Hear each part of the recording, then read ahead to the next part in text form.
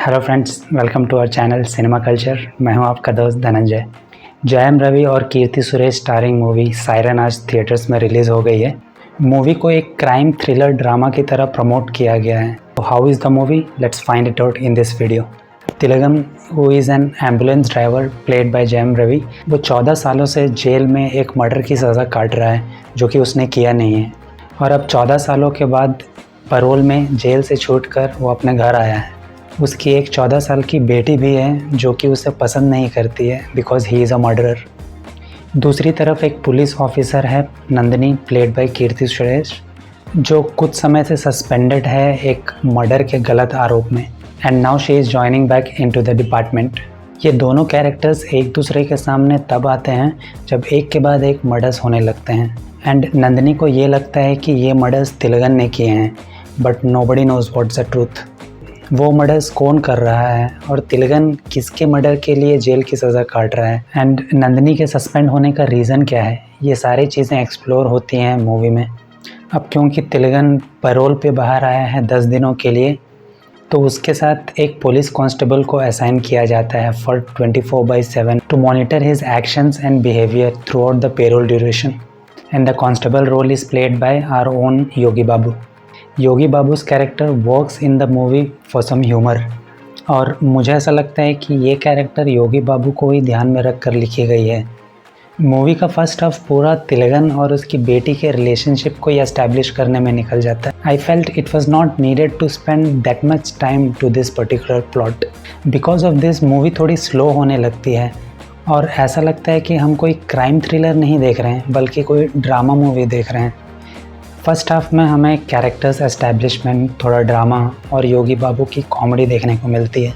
Interval के बाद movie थोड़ी पिकअप होते हुए नज़र आती है, जहां हमें कुछ ट्विस्ट और नंदिनी की इन्वेस्टिगेशन देखने को मिलता है। इन्वेस्टिगेशन के दौरान कई और कैरेक्टर्स मूवी के नरेशन में जुड़ते हुए चले जाते हैं, because of which we get to know the back story of Thilagan and his wife played by Anupama Parameswaran. First half में जहां हम बाप और बेटी के रिलेशनशिप को एक्सप्लोर करते हैं मोस्ट ऑफ द टाइम, वहीं in the second half we get to explore Anupama's characters, but कुछ ज़्यादा ही समय इसमें चला जाता है and it looks like a typical flashback episode. जैसे कि मैंने रिव्यू के स्टार्टिंग में कहा था, इस मूवी को मेकर्स ने एक क्राइम थ्रिलर की तरह प्रमोट किया है, बट मूवी देखने के बाद I feel like it's a father daughter drama in the first half and revenge drama in the second half. Director Antony Bhagyaraj ने ट्राई तो अच्छा किया है to make a crime thriller movie, but because so much of time spent on his daughter's and the wife's characters, audience lose interest in some of the places.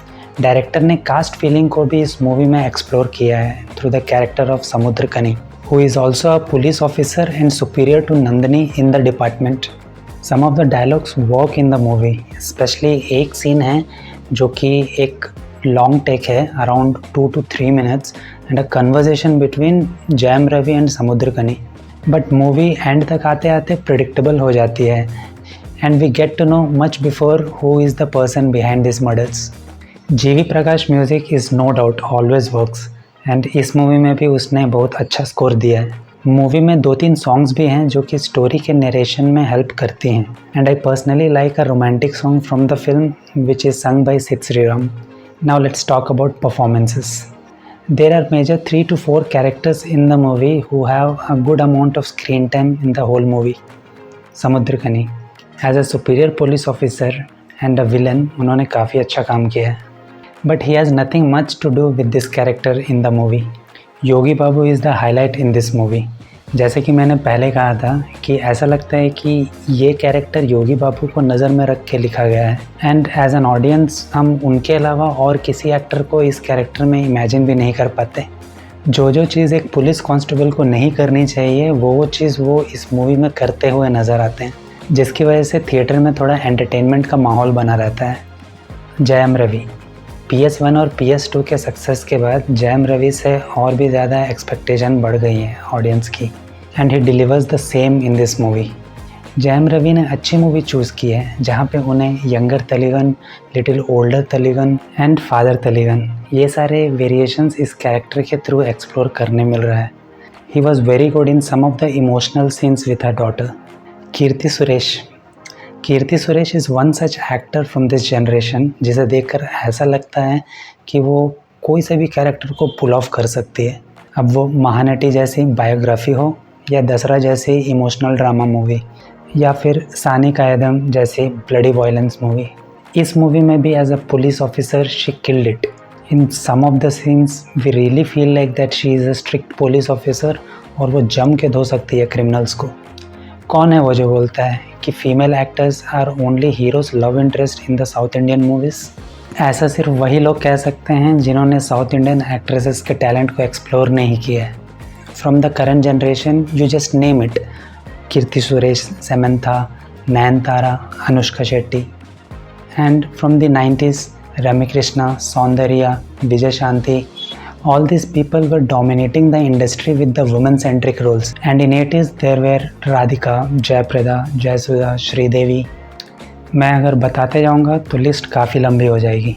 Anyways, coming back to this movie, siren एक crime thriller से start होते हुए एक emotional drama के तरफ shift होती है और फिर आखिर में जाकर सिर्फ एक रिवेंज मूवी बनकर रह जाती है।